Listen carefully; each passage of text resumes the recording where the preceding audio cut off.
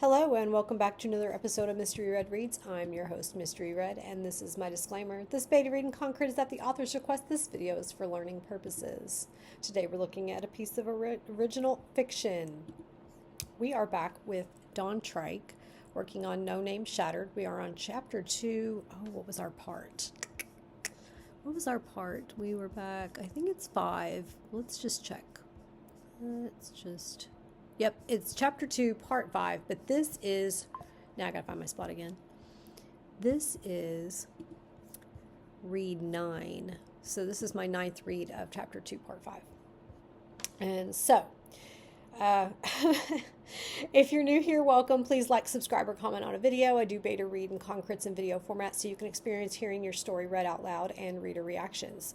This combination provides a beta read in a truly unique format. I do both public and private videos. If you think you might be interested in a read but don't want it to be public, fear not. I do offer private reads. First chapters are free.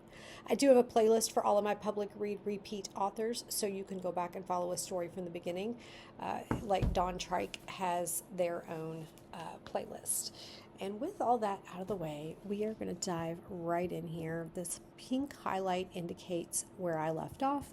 Let me check and make sure I'm in suggesting and remove my highlight, and we're just going to get started.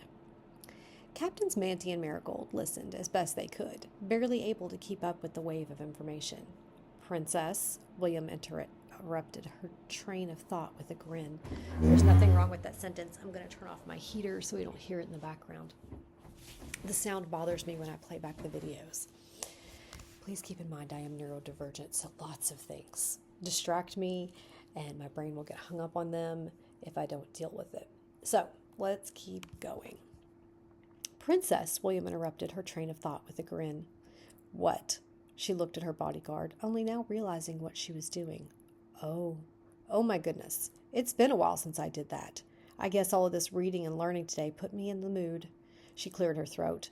If his entire body is purple, it's likely he'll die without treatment. Okay, wait, what is going on? Okay, so I do reads for multiple people, and so I'm following the general parts of the story, and while I'm reading it, I'm picking up, the details while I'm reading it, but then I read for someone else a different story and someone else a different story, and a week passes because I only work on my reads once a week. And I'll forget details. So now I'm like, this is so out of context because we've just kind of dived right back in. And my brain is going, wait, what is happening? What did she do? I kind of want to scroll back a little bit. What did she do? I seriously doubt he's normally purple, Charlotte began. That happens to those poisoned by tipped cat. Okay, I remember the tipped catfish. The body turns purple as its venom spreads. Okay, now I remember. Okay, but what was she doing? What is she doing? Let's see. Let's go. I'm just going to go back. She began. That happens to those poisoned by the catfish. The body turns purple as its venom spreads, various shades depending on severity. Doctors, explains about it, but what was Charlotte doing? What was she, rambling maybe? Was it because she was rambling? Barely able to keep up with the wave of information. Yes, she's rambling. That's what it is.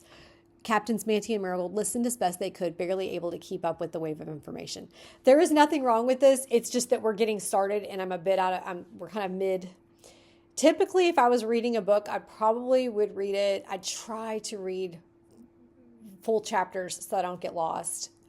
Or I'll finish a full page and then put my bookmark in and start at the top of the next page so I don't lose my spot. Because I have time restrictions.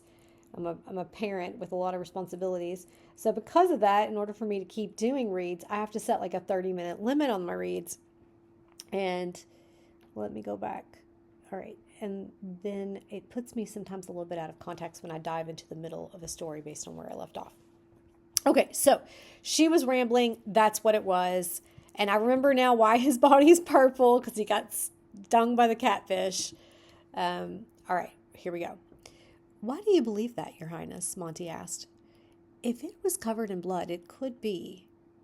He swallowed it, as William suggested, Charlotte relayed.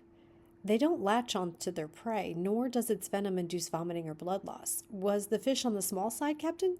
Yes, it was, Manti confirmed. A juvenile, then. If that was rolling around in someone's stomach trying to break it free, it could have punctured him multiple times. He may have enough poison in his veins to kill 20 people. If my theory is right, we should hear of a body being found in the area soon. But I'm like, okay, so as a reader, I'm like, yeah, but this dude wasn't normal. So we don't know what the rules are. Like, we know that we now know that this catfish is poisonous. And if someone has actually eaten the daggone thing or swallowed it, whatever, against this, whatever the case, it's in there, all right? And that it should kill him and a body should show up. But this dude wasn't necessarily human. We can kind of assume we expect it, but we don't know for sure. So I'm kind of holding that out as a reader thought. I'm kind of holding that out there right now going, I don't know about this. This dude may not die because of what he is in the rules from his world. We don't know what those are. We don't know how he'd react to poisons on in this world if he's not from this place. If I recall correctly, this is one of the people who fell from the sky. Okay, if I'm remembering correctly, but I could be wrong about that too because my details do get jumbled. We're going to keep going. Maybe it'll all become very clear. But didn't you say he made it to town already, Monty? And I'm like, is it Monty like Monty, Monty, or Manti, M-A-N, because it's spelled M-A-N-T-E. Should I be saying Manty and I'm saying Monty? Because that is the A long or short. There we go. And you probably told me and I forgot and I apologize. It's probably driving you nuts when I say it wrong. We're sure he was the monster, right? Marigold tossed the remainder. That's right, Charlotte agreed as she paced back and forth in the middle of a hall. This makes no sense then. He has the symptoms of its poisoning, but to make it that far is unheard of, especially with how much he may have in him. He shouldn't have made it 50 feet without dying. What other information is there? So there's my reader confirmation right there in that paragraph. The rules aren't the same for this guy because we don't know what his world was like and what the rules of it are and what his tolerance is based on his world. So this is still foreign to him, but we don't know how it's going to affect him. All right, so we're going to keep going. Unfortunately, not much. None of them saw where he went. The guards came to the scene after he was long gone. There was another puddle of blood where the child saw him. I returned to the town just before heading back here. The guards never found a trace of him after that, though there were reports of a man running through the town at incredible speeds. That fits what we were told by the woman in the wispy woods. Do we know how fast? Charlotte asked. No, but if that man was running at all, as you said, shows he's no mere human. No wings or halo, correct? Correct. Just to be sure. No wings and halo, she emphasized. Correct. Charlotte paced. Oh, so that's interesting. Okay, so this comment right here, I guess, could an angel lose their wings? Could an angel lose their halo? One or the other and not necessarily both. So this is an interesting line. Oh, we're going to keep going. Charlotte paced, putting the pieces together, thinking about how any of this was possible. Experimentation? Perhaps wouldn't be the first time, but to create a human like this is unheard. And I think we want unheard of. Yeah, it's suggesting that as well. Although its suggestion looks very dramatic, I'm going to go with my version, which is nice and neat.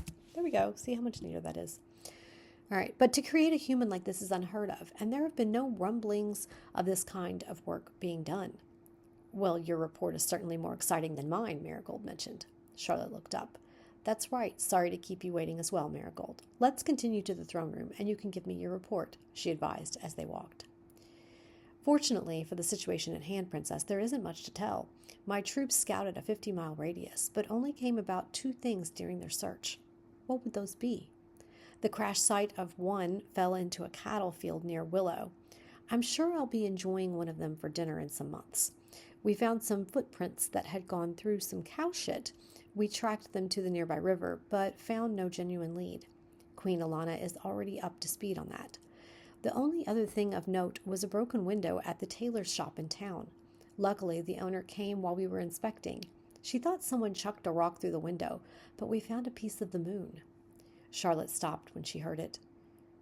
Did you... You did. May I see it? Charlotte said excitedly. Okay, So I'm going to suggest, because you're looking to trim, that you just cut this part right here. We already know it's Charlotte speaking. Charlotte had an action, and then Charlotte spoke. We don't need anything after the fact. We're just going to keep going. Of course, Marigold reached into a pouch and pulled out a gray pebble no bigger than the thumb in her palm. The only damage was the window and a knocked-over dress form.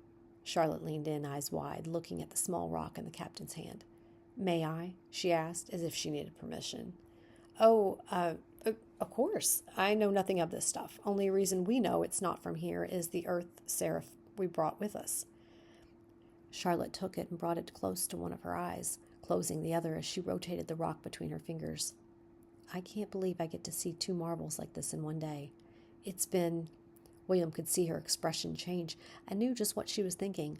Looking to put her focus elsewhere, he spoke. "Do you feel any magic coming from it?" I'm going to pause. We had a point of view switch here. I'm just going to note that I observed it. My author knows whether or not they wanted to be all in one point of view or if they wanted to be omniscient. I'm just going to observe that I acknowledge the switch at this moment from what I believed was Charlotte's point of view up to this point, okay, from where we got started. And that was right here. Captains Monty and Marigold listened as best they could, barely able to keep up with the wave of information. That is where we picked up on today's read, and up to this point, I have believed we were with Charlotte's point of view, and now we are with William's. "Oh, good idea, William." Her sad expression gave way to a return of investigative happiness. Closing her eyes, her halo hummed and vibrated. She felt all the magic around the castle. The flames of some torches lit by magic, various crystals in a room nearby. She had forgotten how much magic was around her when she focused on it. It had been so long that she felt a twinge of being overwhelmed. A good idea, but no. Speaking of possible magic, Captain, by chance, did you collect any blood at either scene? Pausing, we switched immediately back to Charlotte's point of view as I read this scene. So we have one line that is the flip-flop. I have no problem following whose point of view we were in.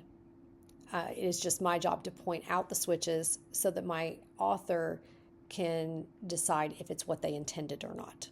Okay, so I'm not going to go further into point of views. We've talked about them before, and I'm just going to keep going. "I did gather some from the puddle in town." He reached over to a small leather pouch, unhooked it from his belt, handing it to Charlotte. He reached over. Okay, the combination of "over to a" kind of makes the sentence seem a little bit clunky. He reached for a small leather pouch, unhooked it from his belt, handing it to Charlotte. That's going to be my suggestion for that. Yes, we're going to go with that. "Can't say I'll be using this pouch again. My apologies. It's basically bloody dirt." "That's nonsense. This could be useful. Let me look." Charlotte accepted the bag, repeating the process to feel any magic in the area. Once again, she felt all nearby magic, but no matter how much she focused on the pouch, she felt none. Nothing. I should have suspected when I felt nothing from the stone. The good thing is that this can be studied to find out more. "Good job, Captain." "Thank you, Princess," Monty bowed. "All right, let's continue." Charlotte walked. "Captain Marigold, was there anyone that stood out to you or your squad while inspecting the window? Did anyone notice anything out of place or anyone suspicious?" "No, ma'am." "Hard to say if that's good news yet. Thank goodness no one was injured." Charlotte spoke with an ease of breath. "What do we know of the rest of the kingdom and other crash sites?" "Unfortunately, nothing, ma'am." Captain Manny spoke. Okay, all right, so we've got an echo on spoke. So said, it's suggesting said. I would go with that. I am just going to highlight the echo for you so that you can kind of get some perspective of it. I don't know that I looked for it prior to this. I just kind of sensed that it was there, and now it makes my brain start to go, oh, I wonder if we said it numerous times before. Up to this point, I hadn't really noticed. I'm not going to scroll back. If you wanted to do a search, you could see how many times you used it by searching and highlighting it. We're going to keep going. "Unfortunately, nothing, ma'am," Captain Manny said. "We haven't heard a word yet. Likely they are waiting for the Queen's orders, or crash sites are fewer than we believe." "Do we have a proper count on the number of meteors last night?" We do not, Monty reported. It would not surprise me to learn there were more than a dozen. That is likely. Charlotte stood silently for a moment, weighing her options. Captain Marigold, the Angel captain, stood at attention. I need you to put word out to your troops, any that are not on last night's investigation or do not have other rounds are to be put into squads, sent to towns, and start gathering intelligence for the next couple of days, even Obi. I want double personnel for Owick. We need to find this purple man and see what he's after. I relieve you of duty for the night after you've accomplished this. Marigold leaned in before Charlotte finished speaking. I feel like a word's missing right there. I'm going to suggest that we add in, like that's what my brain is craving. Marigold leaned in before Charlotte finished speaking. At once, princess. She spread her wings, beating once. Okay, let me see if I can read the pause correctly. At once, princess. She spread her wings. Beating once, she took off with angelic speed throughout the halls of the capital. Captain Monty, you are dismissed as well. Thank you for your diligence. No thanks are necessary, Your Majesty. I am honored to do this for the kingdom. He bowed before asking one last question. What about the Queen? I will wait for her if she does not return before morning. Charlotte couldn't help but feel a little good about it. Then I'm not sure. If she has passed, then her wishes will be kept and her 4 secrets revealed. It's actually 5 now, Monty corrected. She wants this current mystery hidden for now. At least that is what she told me. That's right. We shall deal with it as it comes. If she doesn't return, we will need you fully rested for what may have to happen. Monty saluted. Yes, ma'am, he responded before retreating down the hall. As for us, William, we need to return to the throne room. Charlotte walked as William followed right beside her. Upon entering the throne room, they immediately found the portal and disappeared. The portal had disappeared. Well, you weren't lying, Charlotte said. Luckily, we don't have to wait for the moon to be out to open another. She went halfway down the hall until she reached a window with a full view of the moon. She closed her eyes, her breathing slow as her halo lit up brilliantly. Let's omit the adverb. Her eyes opened as she focused on the moon. Okay, you do have echo on moon, but it's not awful because of the way it's used. So, I'm just going to identify that I noticed it, and we're just going to keep going. William watched as Charlotte did much the same as she did earlier in the morning, but noticed she was far more alert and less sluggish. The air directly in front of her cracked with violet energy, humming violently. Okay, to me, a hum can be incessant, but not necessarily, I guess it could be violent. It'd be obnoxious. It's an adverb, and I kind of just don't want it, and you're looking to trim it. And you already have another adverb over here with directly. I mean, you could clip these 2 words, and your sentence is still going to work. Let's just taste it and see if you like it. The air in front of her cracked with violet energy, humming. Minutes of this went by before the space shattered, the fragments of air hanging as though dangling from an unseen string. A new, shattered space opened, one that looked on the gray surface of the moon, the dark void of space behind it as stars peppered the darkness. I'm going to identify the echoes, and we're going to keep going. I don't want them to be pink because that's my color for where I leave off. Where is the other shattered? I literally just saw it right there. We're going to go with that. And then we also have one on space. We're going to give it a nice dark blue because, hey, space. There it is right there. Okay.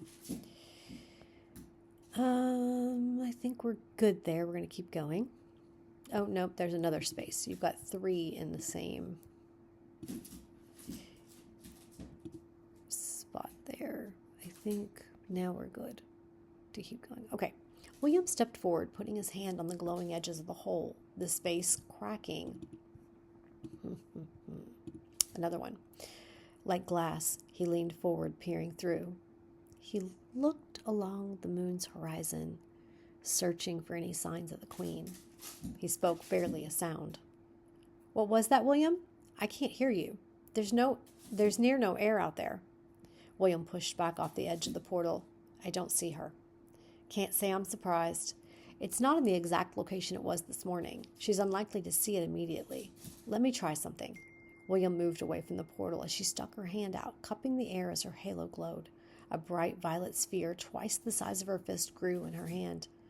You could say palm, I guess, might work. You have an echo there, and I'm just trying to think of how you could fix it. Very simple. Echoes are simple fixes. All right. The moment it hit its apex, the ball exploded. So we had sphere, and we have ball. That's perfect. All right, let's keep going. Bathing the desolate landscape with violet light. You have a lot of violet going on, but it could just be the color that you're working with. I'm going to point it out because you have the echo of it, but if it's just the color of things, it is what it is, right?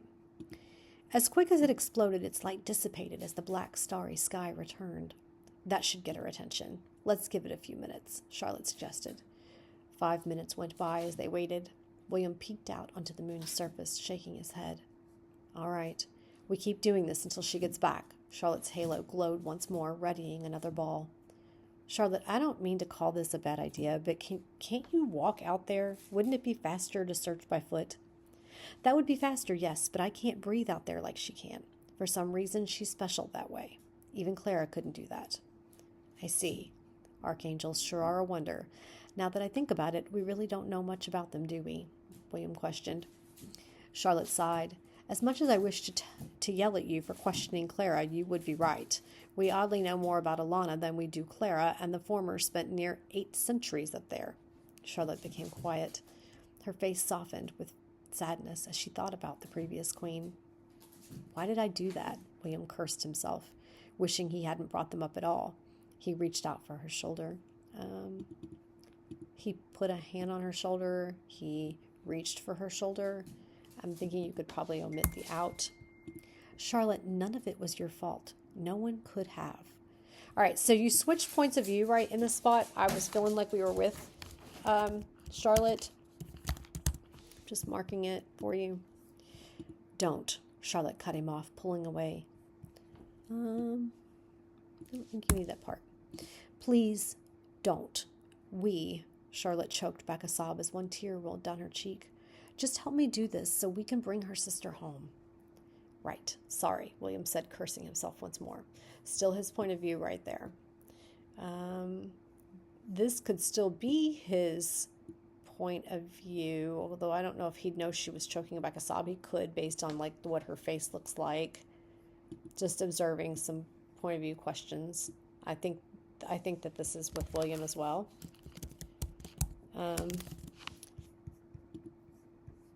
Let's see, I'm gonna go back up here. Point of view switch. Can I edit that comment? Edit to William. Save. This one, I feel like it could be still considered with William, but it really reads Charlotte, in my opinion. We're just gonna keep going. She choked. Take this and throw it. We're gonna keep doing this until she sees it. Just let me focus on that. Sure, he agreed, unwilling to speak further about the former queen's death. Doing as commanded, he accepted the glowing magic orb, throwing it as if it was a shot put. The orb flew out 3 times farther than Charlotte's attempt, lighting up yet another area of the moon. As soon as the light disappeared, Charlotte was ready to give him another.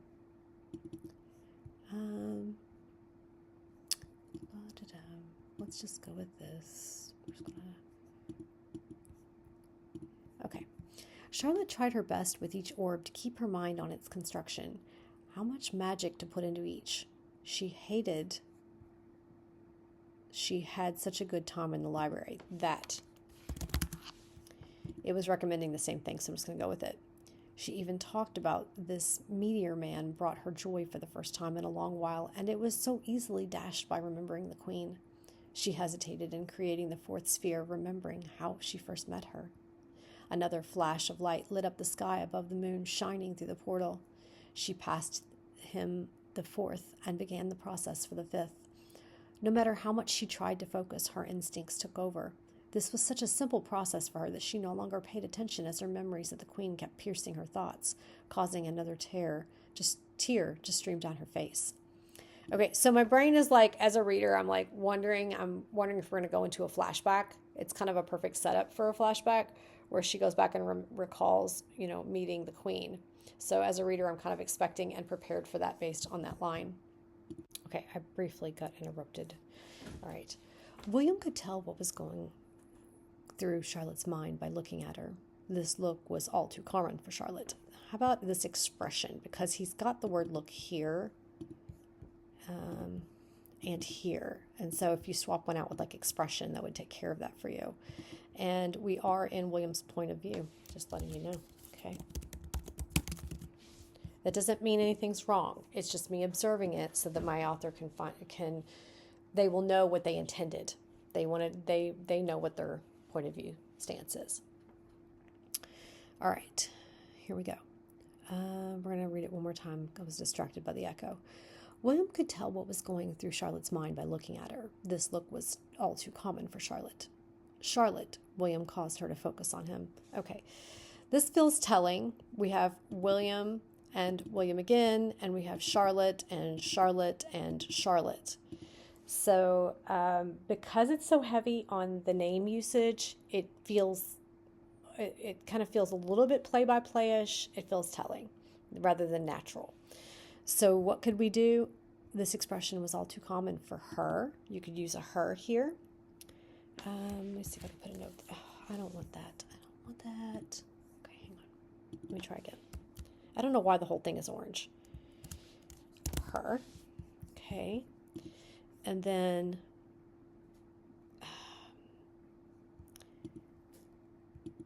I would kind of omit this. I feel like it's telling, and I feel like you don't need it because we're in his point of view, and so that if we're in a paragraph with his thoughts and he speaks, I know it's him. So I almost don't need the kind of, you could say William demanded her attention. You could say that. Let's try it. William could tell what was going through Charlotte's mind by looking at her. This expression was all too common for her. Charlotte, he commanded her attention. You were talking about the catfish and turtles before. I think I remember those being a delicacy. The turtles, I mean.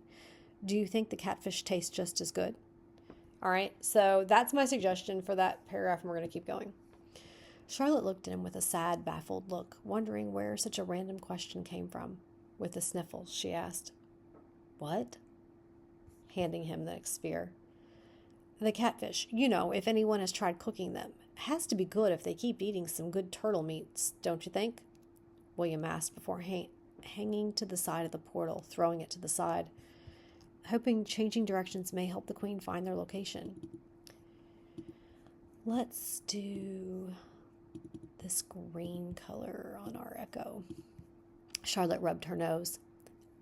I don't know for sure, but just because something is venomous doesn't mean it's not inedible. Of course you can eat a snake and even a skunk. Ew, Charlotte chuckled with a disgusted look as she created another magic ball, thinking of the smell mixing with the food. Don't tell me you've eaten skunk. Sure have, but I wouldn't recommend it, William confirmed, tossing the newest violet creation through the portal. Tastes like a boot that was sitting in some garbage before baking in the sun. Ugh. Read her reaction. Ugh, yuck. Charlotte couldn't help but sniffle a laugh as she did. Oh no, how did that happen? I was stationed near the border and supplies had run low. A snowstorm caused supplies to arrive days late. So we made a few traps, and when we saw one trip, we were hoping for a rabbit, but ended up being a skunk. It had just enough meat to get us through the next supply delivery. And oh boy, were we glad when it arrived. I can still remember it. He shivered at the memory's taste. Interesting that a memory had taste, because, yes, certain things draw up senses. Draw on our senses. We're going to keep going. I can imagine. If you want, I can make you some. Please no. She shook her head, chuckling. I think I'm good. Don't blame you. Once was enough for me. They laughed together. William could see her worry was no longer there, finally making up for causing the one thing he never wanted for her. She created another violet sphere. He tossed it. So you were near the Yearlands? Did you see any dragons? Charlotte asked. A couple. They're absolutely enormous. Well, really, we saw one and saw another silhouette one night. Even with the treaty, everyone stationed there was afraid for their lives. What was the color of the one you saw? Red. It shined in the sun's light. Even its shadow was red. Charlotte's jaw dropped. Wait, its shadow was red? Don't tell me you saw a gem dragon. I guess. Why is that a good or a bad thing? I would omit this extra thing here. An amazing thing, she exclaimed. Gem dragons are incredibly rare. We're not sure how they came about. You say you saw a red one? I'm pretty sure. You have to tell me more one of these days. I want to know everything, every detail. I think I could spare some time to do that. Maybe we could, William became meek as he spoke. Make a day of it, or something like that. Charlotte created another ball. That would be great, she said with more excitement than William was expecting. I'll record everything you say. We can get together until you absolutely run out of details about what it and the mystery one you saw look like. Charlotte reached out to hand the sphere to him. He took it with less enthusiasm. Yeah, a recording session. It sounds fun. Turning to the portal, he threw the magic orb with anger, causing it to fly much farther than others. Okay, I'm going to pause. I'm going to pause myself. So far, it has seemed like we are in his point of view. We've stayed there. So it's all reading William's point of view since we made the last switch. Okay, since I last marked a point of view switch, it has felt like it is all William, which is great. Okay, that's fine. It's just an observation. It's a note for my author. And then when I'm reading this, I feel like I'm reading it the way that my author wants it read, with the voice of the character, with the intention. He took it with less enthusiasm. Yeah, a recording session. Sounds fun. Turning to the portal, he threw the magic orb with anger, causing it to fly much further than the others. William tried again. Charlotte, what I meant was... Okay, so here's the thing. I'm going to pause and note this. Right here, you're doing a great job with his body language of showing that he likes her and that he wants more with her. I can tell by the dialogue and the body language, but I don't have any direct internal thoughts from him. And at this highlighted area right here is kind of an opportunity for him to have some internal turmoil that your reader can be clued in on. So if he's like, he takes it with less enthusiasm, he's like, yeah, it sounds great. But then he chucks it in anger. If you have an internal thought, it will bring the action with the action together. It'll bring it together. It's right now I feel like I can guess what his internal thought might be. Like, yeah, great, I'm just another dude and I'm just gonna give her information and she doesn't actually want to spend time with me for me, something to that degree, which would absolutely lock this up. Okay, it's going well. It's just missing that one little internal thought, and it's gonna be the clincher. Okay, and this is one of those spots where you're having feelings. You have an opportunity for some internal thoughts, and that this is one of those spots where I kind of want that. I'm just gonna say musings and video, and we're gonna look for a spot. I look like I'm a little bit past my 30 minutes. We're gonna look for a spot to kind of finish. I don't know how much more we have. It looks like we still have a good ways to go if I look at my little gauge over here. 32 of 57. So let's get back over here and look for a good spot to stop, because in the middle of the page is not going to work for me. All right, so William tried again. Charlotte, what I meant was, how about you and me, go. Ow! The metal clang of a shackle sounded as it struck him in the back of the head. Blood-tinged iron clattered on the floor.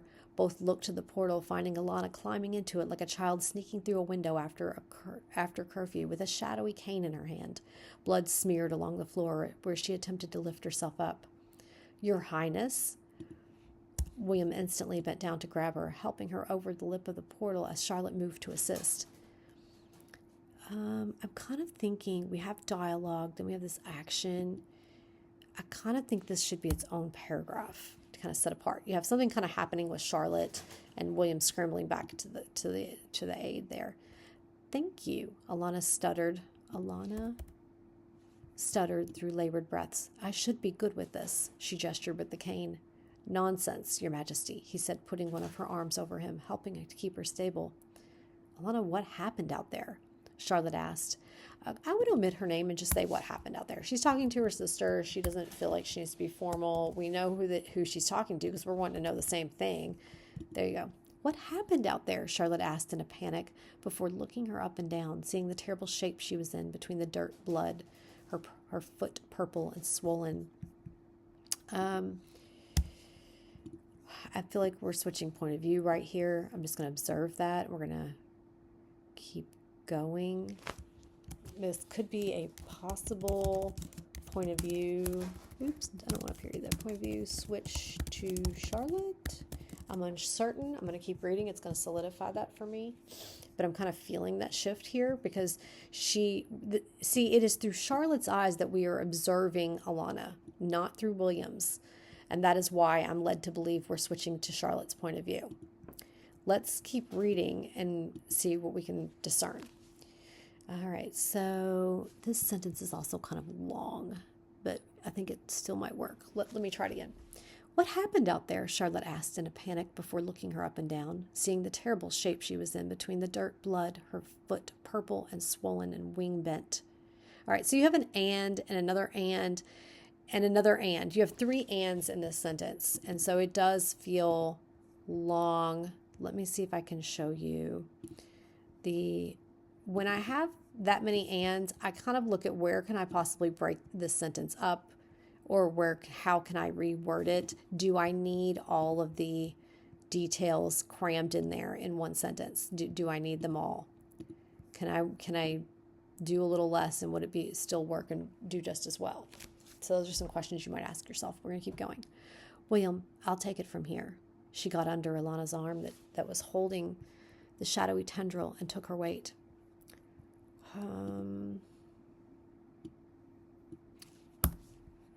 Let's see. A couple little adjustments. William, I'll take it from here. She got under Alana's arm, holding the shadowy tendril, and took her weight. Find Dr. Tsia. You're sure you're good here? William asked, one foot already pointing toward the door. I'm good. Hurry, Charlotte commanded. Commanded. Getting Alana up the small set of stairs and onto the throne. The queen limped on one foot. William didn't hesitate. The sound of his armor and the slam of the door followed soon after. Let's see. It all could have been Charlotte's point of view. Could have been it's kind of vague, which is fine. Setting the queen onto her throne, Charlotte stepped back. Now, we're definitely with Charlotte because William has left the scene. So maybe that switch was intentional, all right? And we're making a transition. And we're going to stop at chapter 2:6. I'm going to highlight that in my lovely little hot pink that lets me know where I picked up. And we're going to finish up here. Okay. Setting the queen onto her throne, Charlotte stepped back, seeing gray dust cling to her white denim attire and wings. A trail of gray dirt tracked on the purple carpeting and marble back to the portal. Okay, I'm going to pause. None of these details feel important when we're trying to find out what happened to the queen. Like, if I'm worried about what happened to Alana, I am not worried about gray dust on white denim clothes and wings and a trail of dirt tracking purple carpeting and marble. So I don't care what the carpet is. I don't care what color it is. I don't care if it's carpet. I don't care if the floor is marble. None of those details matter in this moment because now we have an intense scene. Something has happened. We need to know what happened. And so this is not the place for details. When you have an event happen, your writing becomes short and tight and it builds tension in the scene. This is important. What happened to her? And so this is where I would suggest, and you have an opportunity to do some trimming. So I would suggest cutting out your details and just going really short and sweet. Okay, I'm going to say musings in video, and we're going to keep going. Resting in the chair, Alana cried out in a moment of pain as her wing touched the back of the throne, shooting back up quickly. Sorry, Charlotte responded. What can I do? Nothing for this. We will have to wait for the doctor. Alana spoke through deep breaths. Charlotte, listen to me. This man is something we have never seen before. Charlotte looked on, ready to act at a moment's notice with the information she was about to be given. What happened up there? Who did this to you? All right, so we're left on a cliffhanger at the end of this one. I'm wondering too. I'm totally drawn to attention when she says, Charlotte, listen to me. This man is something we have never seen before. What has an angel never seen?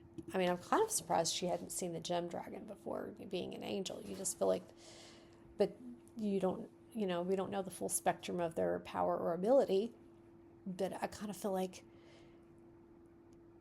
maybe they would have seen everything, but I guess that's like expecting us to have seen the entire planet because we live on Earth. So that kind of makes sense when you think about it. All right, I'm going to mark this spot, and we're going to wrap up for today, and I will see you guys next time on Mystery Red Reads.